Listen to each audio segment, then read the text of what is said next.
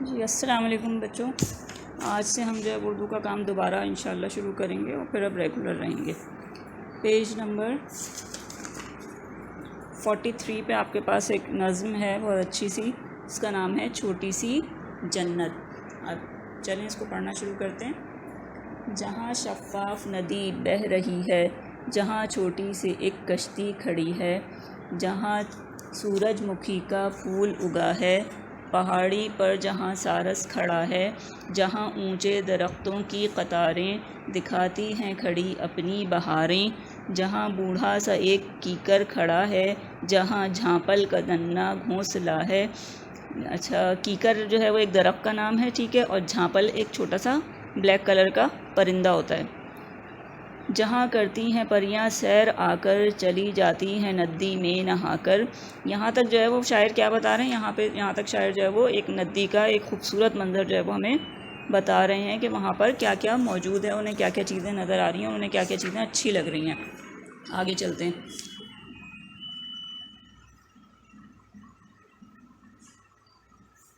جہاں بھنوروں کے ننھے گھونسلے ہیں، جہاں پر تتلیوں کے گھر بنے ہیں، جہاں ہوتا ہے جلسہ ہدہدوں کا۔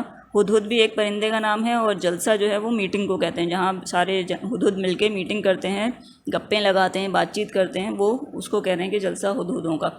جہاں ہوتا ہے جلسہ ہدہدوں کا، پپیہوں کویلوں اور بلبلوں کا۔ پپیہا بھی ایک پرندہ ہوتا ہے، کوئل آپ کو پتہ ہے پرندہ ہوتا ہے، بلبل بھی ایک پرندہ ہوتا ہے۔ کہنے کا مقصد شاعر کا یہاں یہ ہے کہ ندی کنارے اتنا خوبصورت منظر ہے کہ وہاں پر ہدہد، پپیہے، کوئل اور بلبل یہ سب آتے ہیں، بڑا خوبصورت منظر ہوتا ہے، یہ سب آپس میں باتیں کرتے ہیں، چہچہاتے ہیں، تو بہت اچھا لگ رہا ہوتا ہے۔ جہاں کرتے ہیں تقریریں پرندے، جہاں کرتے ہیں سیر آ کر چرندے۔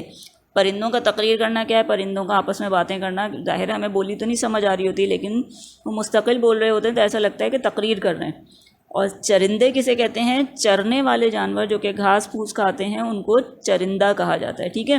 تو جہاں کرتے ہیں تقریریں پرندے، جہاں کرتے ہیں سیر آ کر چرندے، جیسا کہ اوپر تصویر میں بھی آپ کو دیا ہوا ہے کہ بکری ہے، بکری چرنے والا جانور ہے، خرگوش ہے، اسی طرح سے، اور گائے ہے، بیل ہے، بھینس ہے، یہ سب چرندوں میں آتے ہیں، ٹھیک ہے۔ گھوڑا بھی چڑھنے والا جانور ہے، گدھا بھی چڑھنے والا جانور ہوتا ہے۔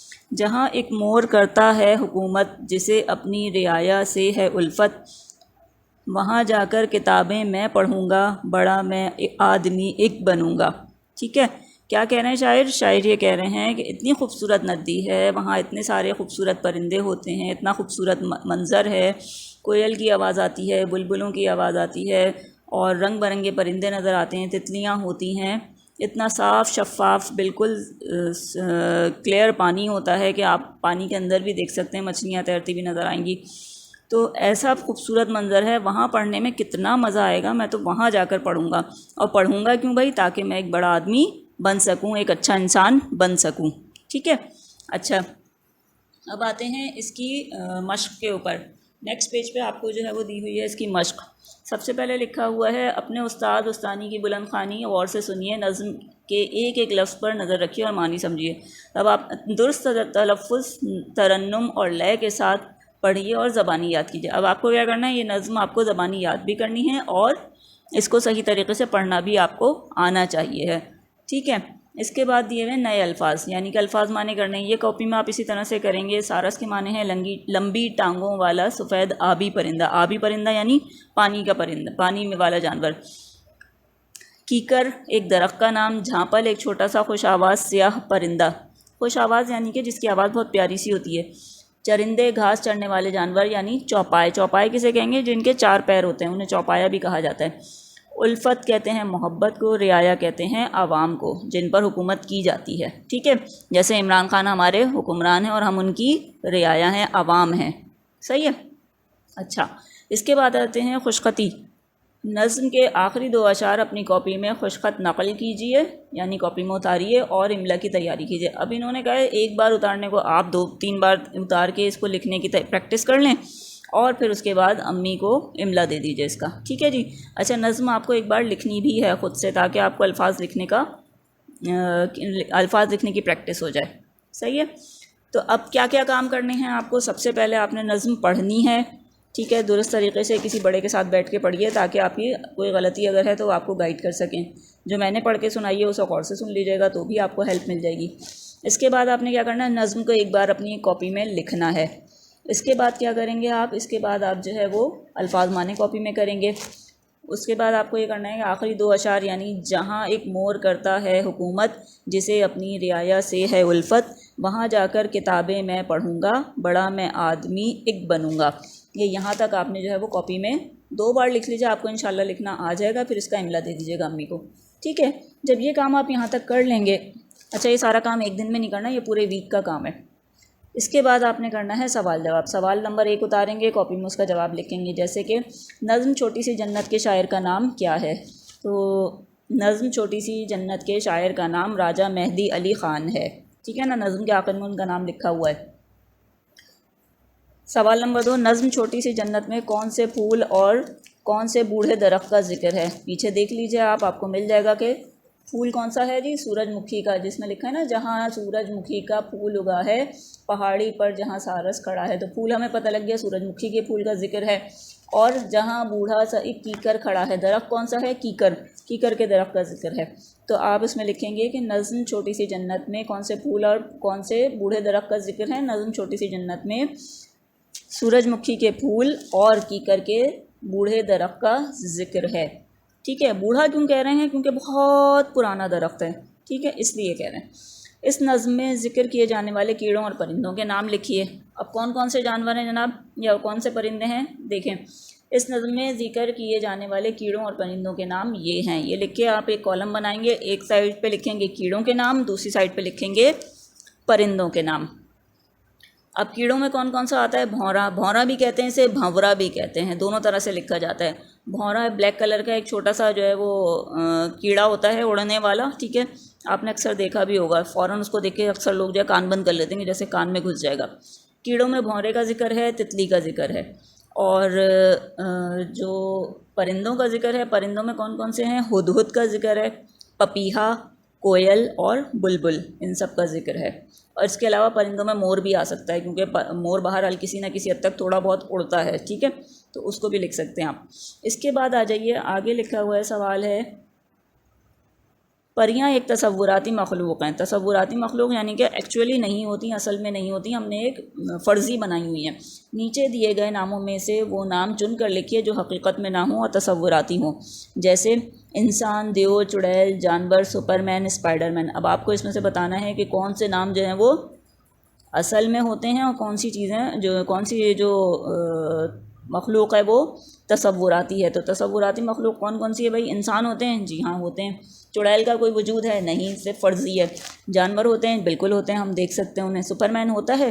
کارٹون میں ہوتا ہے، ہم نے اصل میں کیا دیکھا ہے؟ نہیں ہوتا. کیا یہ کردار اصل میں ہے؟ نہیں ہے. اسی طرح سے اسپائڈر مین بھی ایک تصوراتی تخیلاتی جو ہے وہ کردار ہے، ایکچولی اس کا کوئی وجود نہیں ہے. ٹھیک ہے، تو نیچے دیے گئے ناموں میں سے وہ نام چن کر لکھیے جو حقیقت میں نہ ہوں اور تصوراتی ہوں. تو کون کون سے آ جائیں گے تصوراتی؟ دیو، چڑیل، سپرمین، اسپائڈر مین. صحیح، سوال اتار کے آپ نے یہ 4 نام لکھ دینے.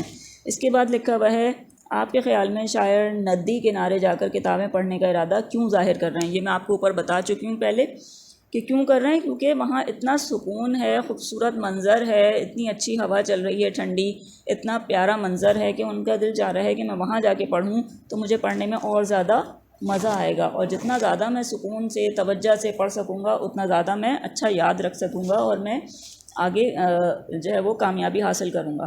تو وہ بڑا آدمی بننا چاہتے ہیں. بڑے آدمی بننے کا مطلب کیا ہے؟ بڑا آدمی صرف یہ نہیں ہوتا کہ جس کے پاس بہت ساری ڈگریاں ہوں، بہت سارا جو ہے وہ علم ہو. انسان بڑا بنتا ہے اپنے علم پر عمل کرنے سے. ٹھیک ہے، تو جو علم آپ نے حاصل کیا ہے اس پر اگر آپ عمل بھی کرتے ہیں اور لوگوں کے ساتھ، یعنی عمل کر کے یہ کہ آپ نے سنا کہ بھائی جھوٹ بولنا بری بات ہے، ٹھیک ہے، یہ بات پتہ لگ گئی، علم میں آ گئی، پتہ ہے، لیکن عمل نہیں کرتے، خود جھوٹ بولتے ہیں، تو یہ غلط بات ہو گئی. صحیح ہے، تو اسی طرح سے لوگوں کے ساتھ اچھا سلوک کرنا چاہیے، لیکن پتہ ہے لیکن عمل نہیں کرتے، لوگوں کے ساتھ برا سلوک کرتے ہیں، تو یہ بھی غلط بات ہے. تو بڑا آدمی نہ صرف یہ کہ ڈگریوں سے بنتا ہے، تعلیم سے بنتا ہے، بلکہ بات یہ ہے کہ اپنے کردار سے، اپنے اخلاق سے بڑا آدمی بنتا ہے، ٹھیک ہے؟ تو بڑا آدمی بنوں گا، جیسے حضور اکرم صلی اللہ علیہ وسلم کے بارے میں اگر آپ کو معلوم ہو تو آپ صلی اللہ علیہ وسلم امی تھے، یعنی پڑھنا لکھنا نہیں جانتے تھے، لیکن کیا آپ کے پاس علم نہیں تھا؟ بالکل تھا۔ کیا آپ بڑے آدمی نہیں تھے؟ دنیا کے سب سے بڑے آدمی تھے، سب سے عظیم انسان تھے، ٹھیک ہے نا؟ تو بڑا صحابہ کرام سب سے بہت عظیم لوگ تھے، بڑے آدمی تھے، ٹھیک ہے؟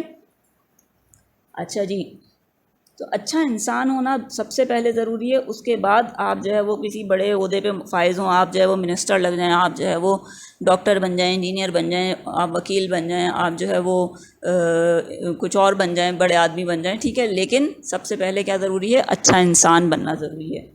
جس کا اخلاق اچھا ہے وہ سب سے بڑا آدمی ہے، سب سے اچھا انسان ہے، ٹھیک ہے؟ اس کے بعد آتے ہیں آپ کے خیال میں شاید اچھا ملتے جلتے مشق میں نمبر 3 پر آتے ہیں، ملتے جلتے الفاظ لکھیے۔ قطاریں سے ملتا جلتا الفاظ کیا ہوگا؟ ہم آواز الفاظ۔ یہ آپ اگر کتاب میں دیکھ لیں گے اپنے نظم میں تو آپ کو مل جائے گا۔ قطاریں سے ملتا جلتا کیا ہو جائے گا؟ بہاریں، ٹھیک ہے؟ آ کر کا مطلب آ کر سے ملتا جلتا کیا ہو جائے گا؟ نہا کر، جا کر بھی ہو سکتا ہے۔ پرندے، چرندے۔ حکومت، الفت۔ پڑھوں گا، بنوں گا، صحیح ہے؟ یہ کرنے کے بعد اب آ جائیے آپ نیکسٹ پیج پہ۔ نیکسٹ پیج پہ دیے ہوئے ہیں آپ کو قواعد۔ قواعد کسے کہتے ہیں؟ گرامر کو۔ واحد جمع، الف اور نون نہ لگا کر جمع بنائیے، مثلا ندی سے ندیاں، تو پھر کیا ہوگا بھائی؟ کشتی سے کشتیاں، پہاڑی سے پہاڑیاں، اسی طرح باقی میں نہیں بتا رہی، آپ لوگ خود بنائیے گا، ٹھیک ہے؟ پھر لیا ہوا ہے فعل کی تعریف دی ہوئی ہے انہوں نے۔ فعل کیا ہوتا ہے؟ آپ پیچھے بھی پڑھ چکے ہیں پچھلی کلاس میں، فعل کہتے ہیں کام کو۔ ایسا کلمہ یا لفظ جس میں کسی کام کا کرنا یا ہونا ظاہر ہو رہا ہو، فعل کہلاتا ہے۔ مثلا عبد الرحمن پڑھ رہا ہے، ٹھیک ہے؟ اب اس میں عبد الرحمن تو نام ہو گیا لڑکے کا، اور کام کیا کر رہا ہے؟ وہ پڑھ رہا ہے، ٹھیک ہے؟ پڑھنا کام ہے۔ اس جملے میں پڑھنا فعل ہے، جبکہ رہا ہے امدادی الفاظ ہیں، مطلب آپ کو یہ بتا رہے ہیں کہ کام کب ہو رہا ہے، کام ہو رہا ہے، ہو چکا ہے یا ہوگا، جو زمانے کے بارے میں بتاتے ہیں کہ یہ کام کب ہوا، یہ کام کب ہو رہا ہے، یا یہ کام کب ہوگا، صحیح ہے؟ یاد رکھیے فعل کے ساتھ استعمال ہونے والے امدادی الفاظ بھی دائرے میں آئیں گے، یعنی اگر آپ سے کہا جائے کہ فعل کو انڈر لائن کیجئے یا فعل پر سرکل لگائیے، تو عبد الرحمن پڑھ رہا ہے، اس میں آپ کو پڑھ رہا ہے پورا انڈر لائن کرنا ہوگا یا اس پہ سرکل کرنا ہوگا، یہ بتانے کے لیے کہ اس جملے میں یہ فعل ہے، ٹھیک ہے؟ اب انہوں نے دیا ہوا ہے دی گئی تصویریں دیکھ کر تصویر کے نیچے درست جملہ لکھیے اور فعل پر دائرہ بنائیے، ٹھیک ہے؟ جیسے پہلی تصویر میں ٹریکٹر بنا ہوا ہے اور اس میں ایک بندہ بیٹھا ہوا ہے، اس کے لیے لکھا ہوا ہے کسان ٹریکٹر چلا رہا ہے۔ اس جملے میں فعل کیا ہے؟ کام کیا ہو رہا ہے؟ ٹریکٹر چلانا ہے نا؟ تو چلا رہا ہے کو انہوں نے پورا سرکل کر دیا۔ نیکسٹ جملہ ہے، نیکسٹ تصویر میں کیا دکھایا ہوا ہے کہ بچہ جو ہے وہ اپنی مما کو پیار کر رہا ہے، تو لکھا ہے مریم اسد اپنی امی کو پیار کر رہا ہے۔ اب اس جملے میں جناب فعل کیا ہے؟ پیار کر رہا ہے، کام کیا ہو رہا ہے؟ پیار کر رہا ہے، ٹھیک ہے؟ اسی طرح سے نیکسٹ ہے مریم پڑھ رہی ہے،